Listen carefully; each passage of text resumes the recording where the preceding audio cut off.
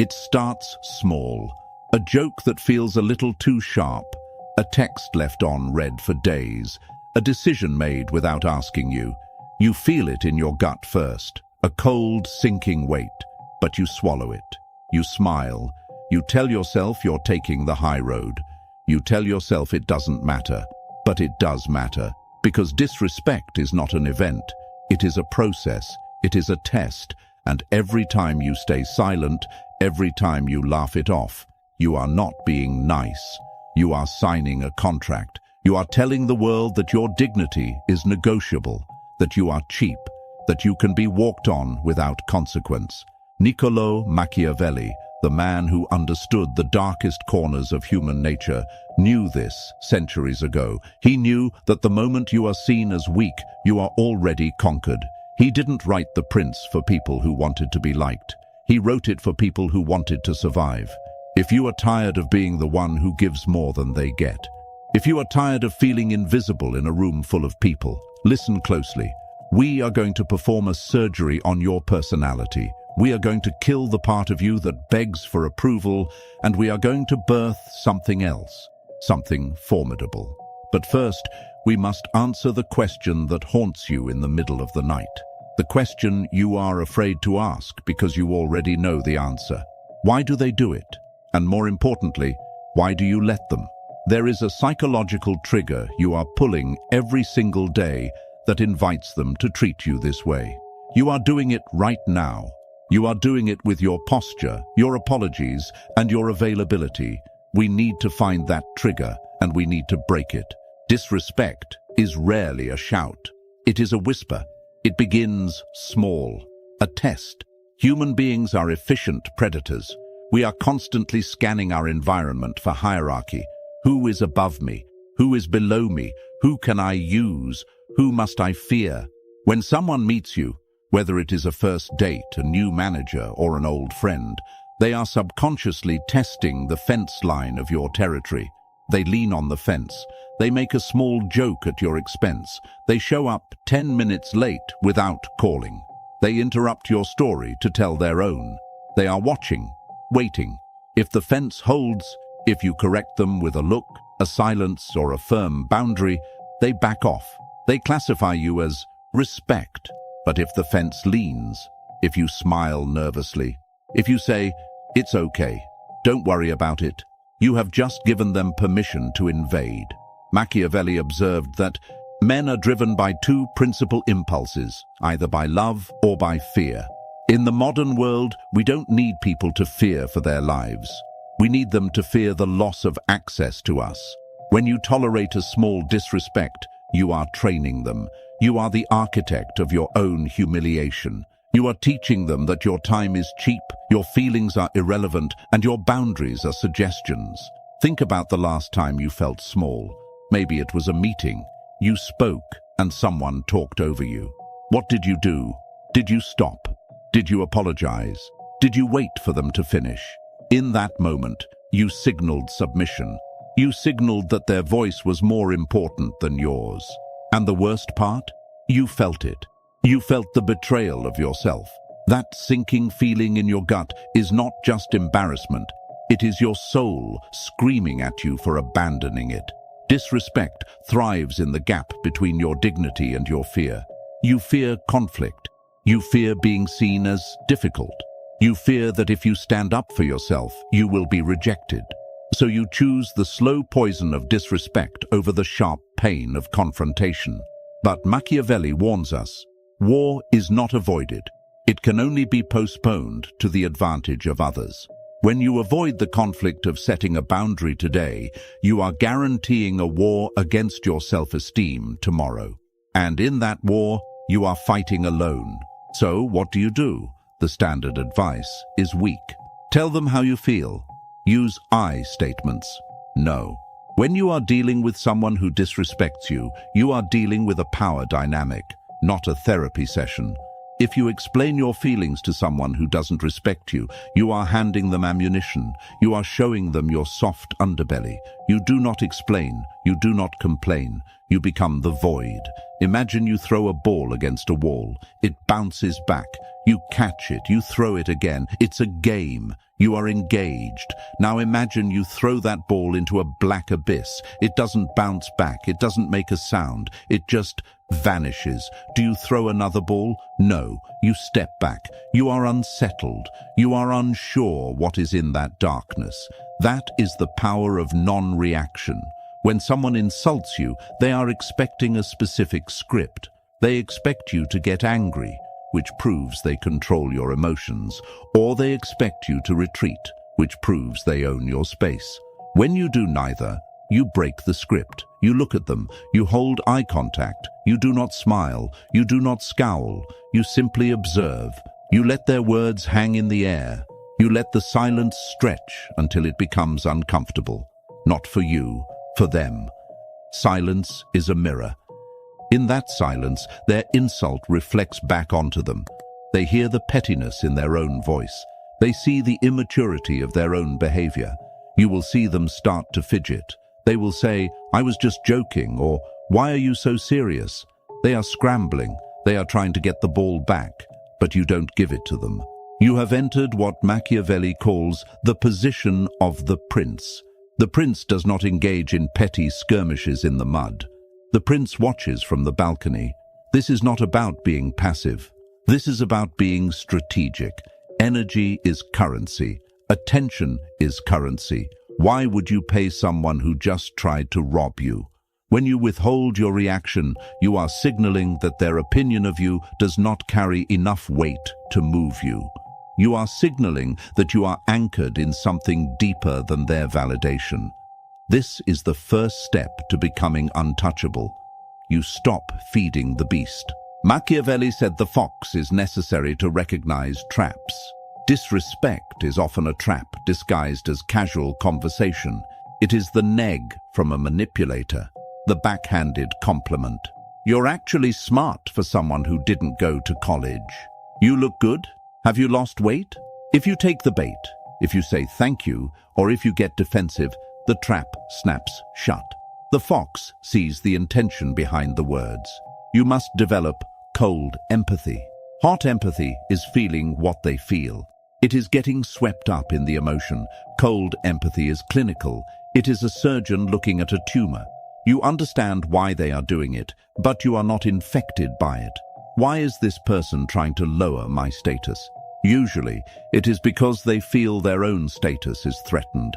The secure do not need to belittle. Only the fragile need to stand on someone else's throat to feel tall.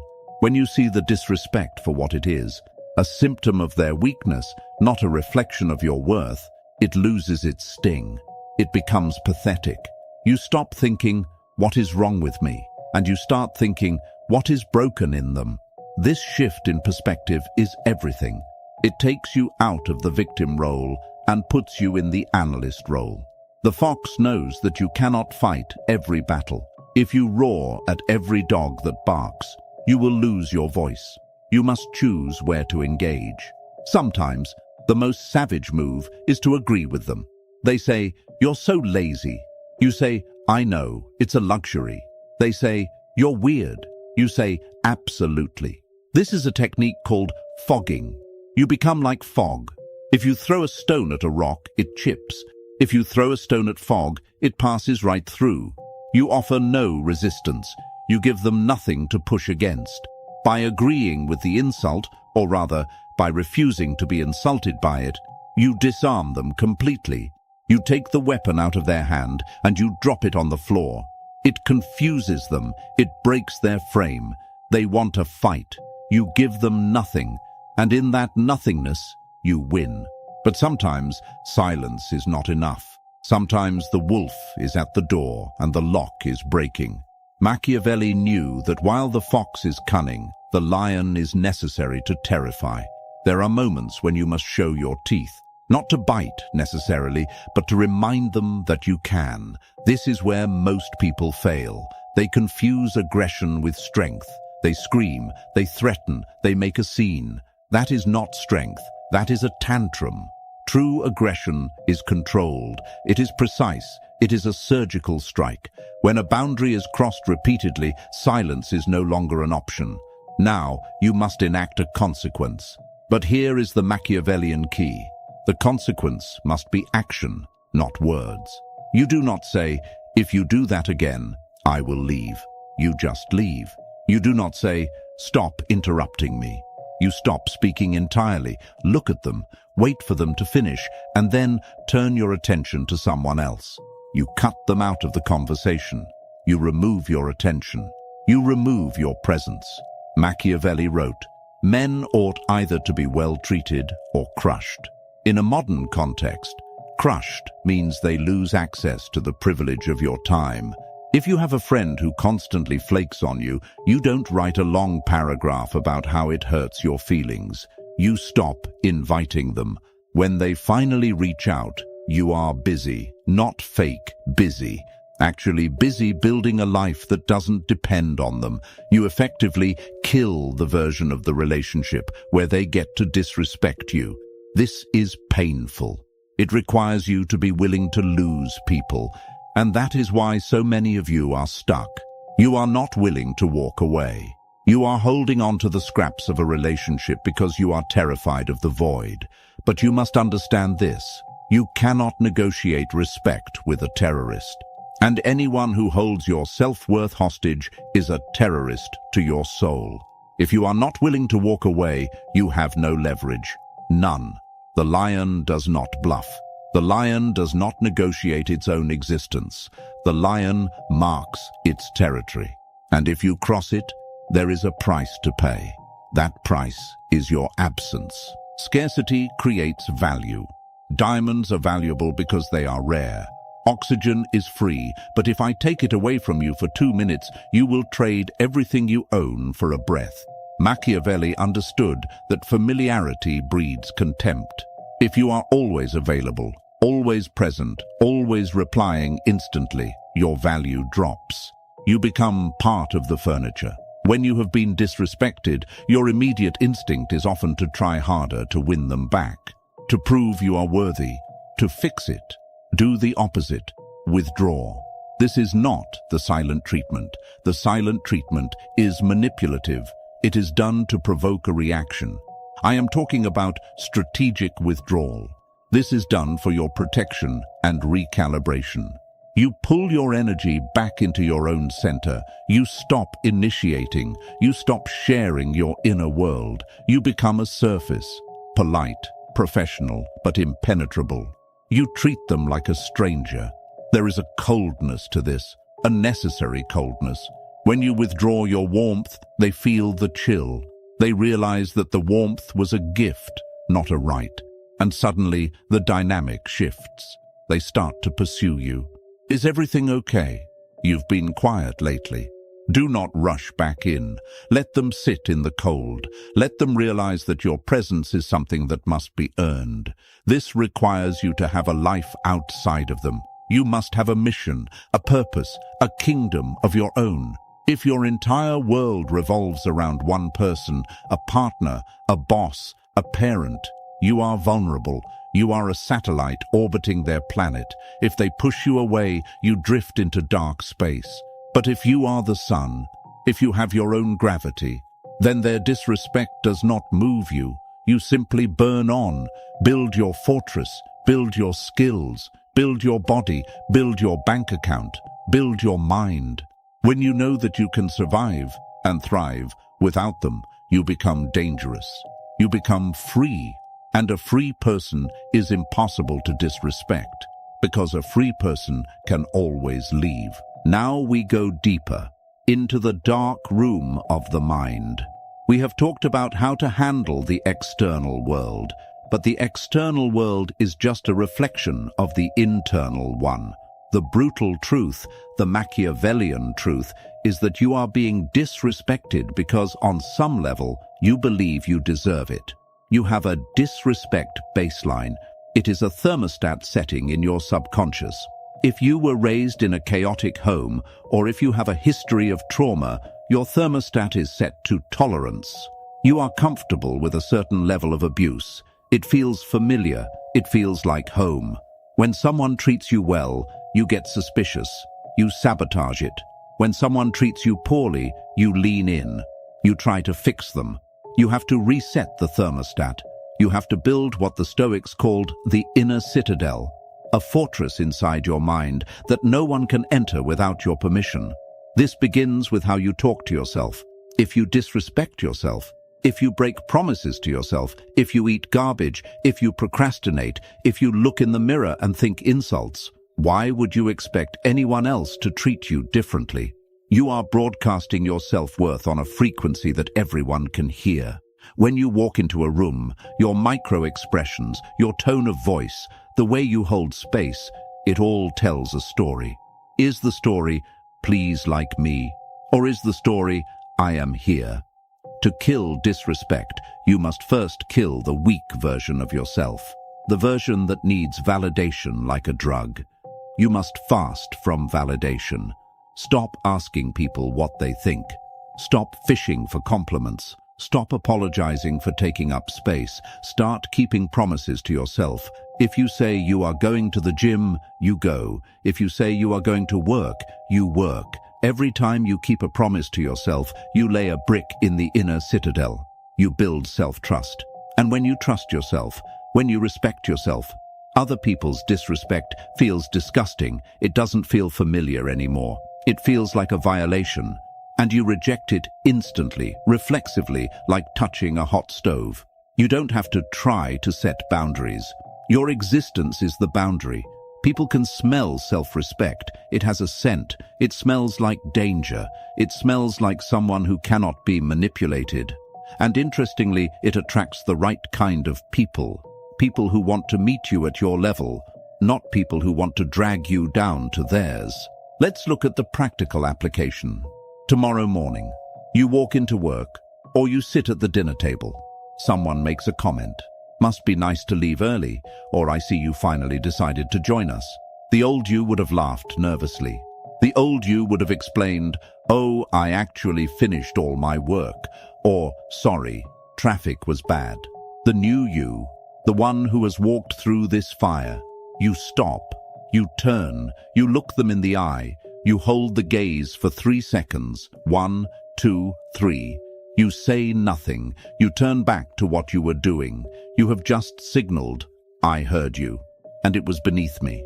Or perhaps you use the Socratic method, you play the fox. They say, must be nice to leave early. You ask, with genuine curiosity, what do you mean by that? Force them to explain the insult. Force them to unpack their passive aggression. Oh, just that you're leaving before 5. Yes. Is there a problem with my output? Now they are on the defensive. Now they have to be the manager, or they have to back down. You have taken the covert attack and made it overt. You have dragged the ghost into the sunlight. This is the work. It is uncomfortable. Your heart will race. Your hands might shake. Do it anyway. Courage is not the absence of fear. Courage is acting while you are afraid. Every time you do this, you rewrite your neural pathways. You are training your brain that you are safe when you defend yourself. You are training your nervous system that you can handle the conflict. And slowly, the fear fades. It is replaced by a quiet, simmering pride. The pride of a ruler who has finally taken the throne. We must address the shadow. Carl Jung, the Swiss psychiatrist, taught that we all have a shadow, the dark, repressed side of our personality. The aggression, the selfishness, the capacity for violence. You have been taught to hide your shadow, to be good, to be harmless. But a harmless man is not a good man. A harmless man is a weak man. A good man is a dangerous man who has his danger under voluntary control. To handle disrespect, you must integrate your shadow. You must be in touch with your capacity for malevolence. You need to know that you could hurt them, that you could destroy their reputation with a sentence, that you could be cruel, and you choose not to be. That is where your confidence comes from. Not from being harmless, but from being a monster who has chosen to be civilized. When you know you have a sword, you don't need to wave it around. You can keep it in the sheath. But people know it is there. They see the hilt. This is the Machiavellian paradox. To have peace, You must be prepared for war. If you are incapable of aggression, your kindness is just submission. If you are capable of aggression but choose kindness, that is virtue. Stop trying to be a saint. Be a warrior in a garden. When someone disrespects you, they are essentially checking to see if you have a sword. If they see you are unarmed, if they see you are incapable of conflict, they will take everything from you. Show them the hilt. Show them that you are choosing peace, but you are not afraid of war. Let's pause. I want you to think about the cost. What has your tolerance cost you? It has cost you sleep. It has cost you dignity. It has cost you the respect of your children, who watch how you let people treat you. It has cost you money because you didn't ask for the raise. It has cost you love because you stayed with someone who treated you like an option. Disrespect is a thief. It steals your future. Every time you swallow your truth, you are swallowing poison. That poison accumulates. It turns into resentment. It turns into depression. Depression is often just anger with nowhere to go. It turns into illness. The body keeps the score. You cannot afford to be disrespected anymore. It is too expensive. The price is your life. Are you willing to pay that price just to keep the peace? Whose peace are you keeping? Theirs? Because you certainly aren't keeping yours. You are setting yourself on fire to keep them warm. Stop it. Let them freeze. The ultimate goal is not just to handle disrespect. It is to transcend it. There comes a level of self-mastery where the opinions of others truly, deeply, do not matter. This is the state of the outlier. The outlier knows that people project their own reality onto others. When someone calls you arrogant, it is because they feel small. When someone calls you selfish, it is because they want to use you. The outlier does not take it personally. They take it structurally. You see human beings as sophisticated machines running outdated software. They are reacting to their trauma, their fears, their conditioning. You are just a screen they are projecting their movie onto. When you realize this, when you truly understand it, you become free. You can look at someone screaming at you and feel nothing but curiosity. How fascinating, you think. Look at how much pain they are in. You are no longer on the chessboard. You are watching the game. This is the level Machiavelli aspired to. The level where you are not ruled by fortune, but by your own virtue, your own capability. You become the eye of the storm. The chaos spins around you, but you are still. And in that stillness, you find a power that no shout, no insult, and no betrayal can ever touch. This is the victory. Not that they stop trying to disrespect you. They might never stop. The world is full of broken people. The victory is that you stop caring. You stop needing them to be different. You stop waiting for an apology that will never come. You accept reality as it is, and you move through it with the grace of a predator and the wisdom of a sage. You become the lion and the fox. So, here is your mission. For the next 7 days, observe. Be the fox. Notice every time someone crosses a line. Notice every time you feel the urge to apologize when you did nothing wrong. Notice every time you shrink. Don't judge it, just see it. And then, pick one small battle. One moment where you would usually fold and hold. Hold the silence, hold the gaze, hold the boundary. Watch what happens. Watch the shock in their eyes. Watch the shift in the energy and feel the surge of power returning to your body. It begins with one moment, one choice, one act of refusal. You have the map. You have the weapon. The question is, do you have the will? Machiavelli wrote, "Everyone sees what you appear to be. Few experience what you really are." Show them who you really are, not by speaking louder, but by refusing to be moved. Before we close, understand this is not a one-time fix. This is a lifestyle, a philosophy. You will fail. You will slide back into old habits. You will let someone walk over you, and you will hate yourself for it later. That is part of the process. Forgive yourself, then sharpen the sword again. The path to sovereignty is a steep mountain. Most people die at the base camp complaining about the weather. You are climbing. The air is thinner up here. It is colder. But the view? The view is clarity. You see who people really are. And more importantly, you see who you really are. You are not the victim of your story. You are the author. And the author has the power to write a new character. A character who commands respect, not by demanding it, but by embodying it. The world will adjust to you. It always does. The strong determine the atmosphere. The weak adapt to it. Be the weather. Disrespect is a question. Are you weak? Your response must be the answer. No, you do not need to shout it. Your life should be the answer. Your posture should be the answer. Your absence should be the answer. We have walked through the valley of the shadow. We have dissected the insult. We have armed the mind. Now, you must go back into the world. The wolves are waiting. Let them wait. You are ready. If this opened your eyes, understand this is only what I can show publicly. There are videos I cannot upload for everyone. There are aspects of dark psychology that I simply cannot discuss publicly on YouTube without being censored or demonetized.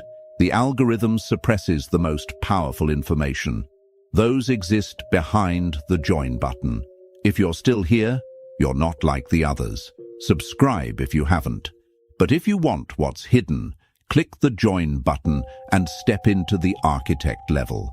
You will unlock exclusive, uncensored videos that dive into the deepest parts of the human psyche.